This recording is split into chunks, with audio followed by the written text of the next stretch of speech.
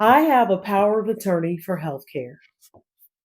Why, you might ask, do I have a power of attorney for healthcare? Well, because I want my family to be prepared in case of an emergency.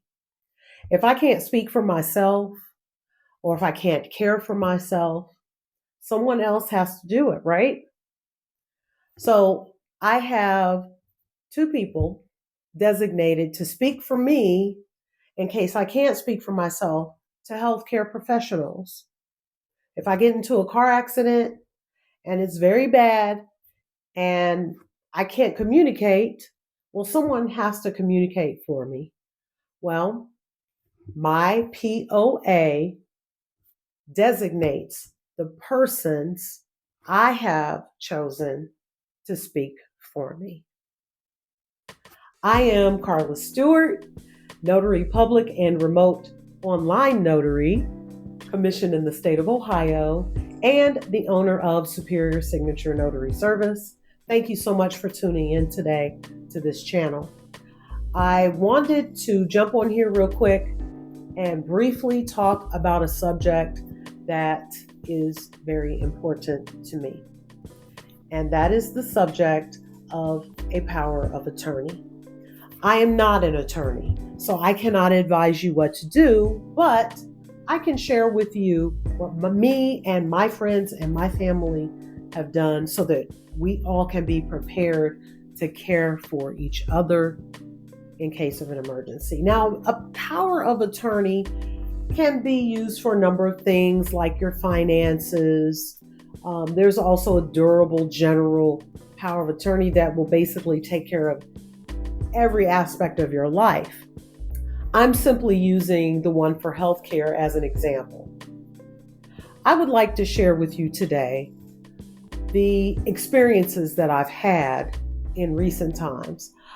I have received a lot more calls recently from family members who are requesting a power of attorney for a loved one who isn't doing so great. Whether they've suffered a stroke or whether they are elderly and they're experiencing memory issues, I've gotten phone calls from family members who want to help their loved ones. So when a person calls me, again, they are the family member, they're like, I need a power of attorney. And I totally get what they're saying.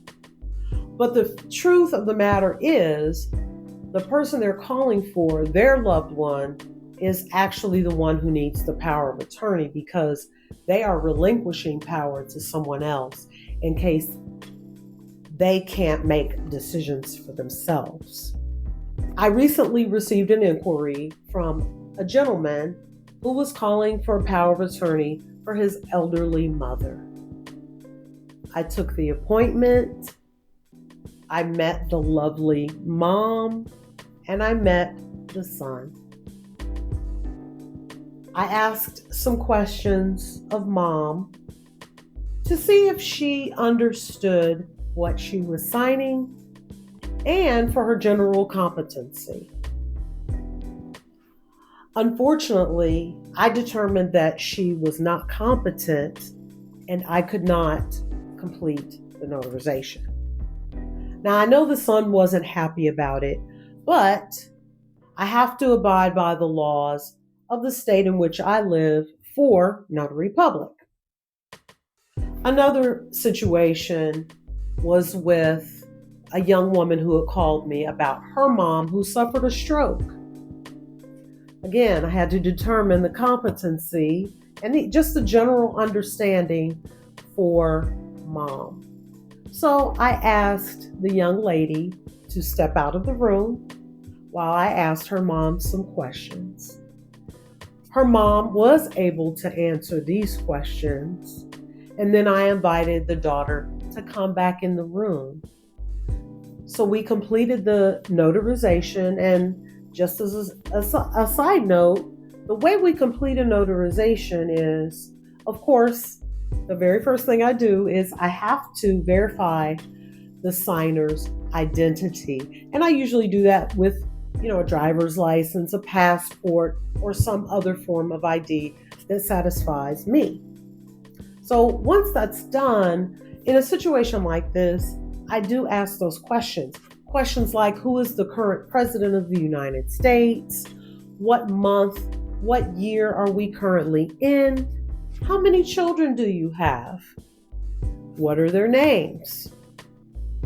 Another very important question would be, why am I here for you today? What are you signing? See, if a person cannot tell me what they're signing, then are they really competent? Are they fully understanding what they are signing, what my purpose is to be there? No. In that case, again, I would refuse to complete the notarization. Now, in the situation with mom, who had a stroke, I was able to complete the notarization.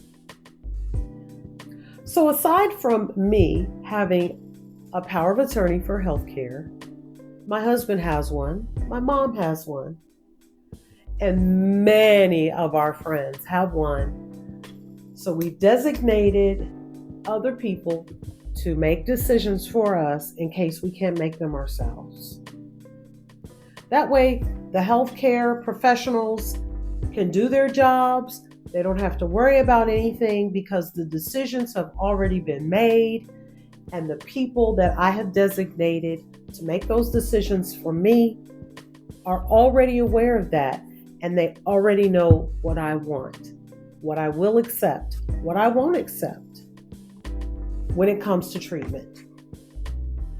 So again, I felt that the subject of a power of attorney is super important to talk about because I am getting all of these phone calls from family members who want to help their loved ones. So again, whether it is a power of attorney for healthcare, a general, durable, one for finances, or anything else, it's important to have one in place. I am not an attorney. I will never advise you on anything. However,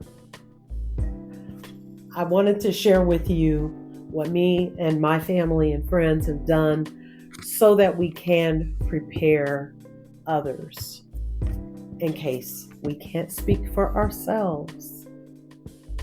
That is how a power of attorney notarization is conducted.